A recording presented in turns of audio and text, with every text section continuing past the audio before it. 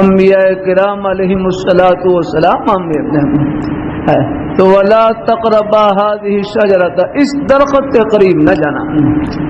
تو میں نے رکھیا شیطان نے جھوٹی قسمیں اٹھا کر یاد رکھا، جھوٹی قسمیں اٹھائی کہ آپ جنت میں ہمیشہ رہنا چاہتے ہو تو اس درخت کا پھل کھا لو.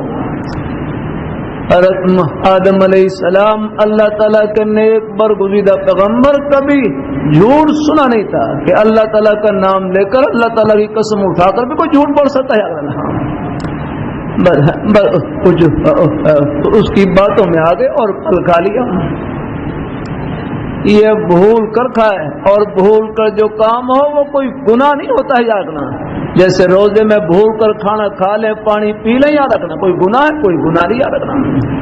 جان بول کر نہ کھا یاد رکھنا، ہاں بھول کر کوئی کام ہو جائے تو کوئی گناہ نہیں یاد رکھنا. اللہ تعالیٰ اپنی مہربانی فرمائے. اس لیے نیک عقیدہ بھی یاد رکھیں کہ تمام کے تمام انبیاء کرام علیہم الصلاۃ والسلام گناہوں سے معصوم، پاک اور صاف ہوتے ہیں. بقول حضرت مولانا اجمل خان صاحب رحمۃ اللہ علیہ کے کہ نبوت کا دامن اتنا پاک اور صاف ہوتا ہے، اگر اس کو پانی میں بھگو کر نچوڑا جائے، جبریل عرش آ کر اس سے وضو کرے، اتنا پاک اور صاف ہوتا ہے.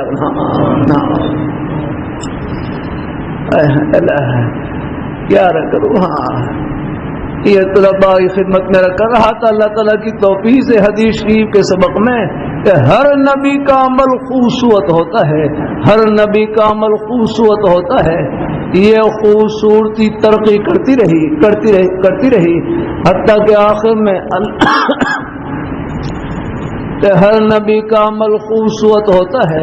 یہ خوبصورتی ترقی کرتی رہی حتیٰ کہ آخر میں اللہ پاک کے پیارے حبیب صلی اللہ علیہ وآلہ وسلم آپ دنیا میں جلوہ افروز ہوئے. ہر عمل کی خوبصورتی اپنے انتہا کو پہنچ گئی. جب ہر عمل کی خوبصورتی اپنے انتہا کو پہنچ گئی تو اس پر ختم نبوت کی مہر لگا دی گئی. کہ اس جیسا پیارا عمل نہ پہلے آیا ہے، نہ قیامت کی صبح تک آئے گا.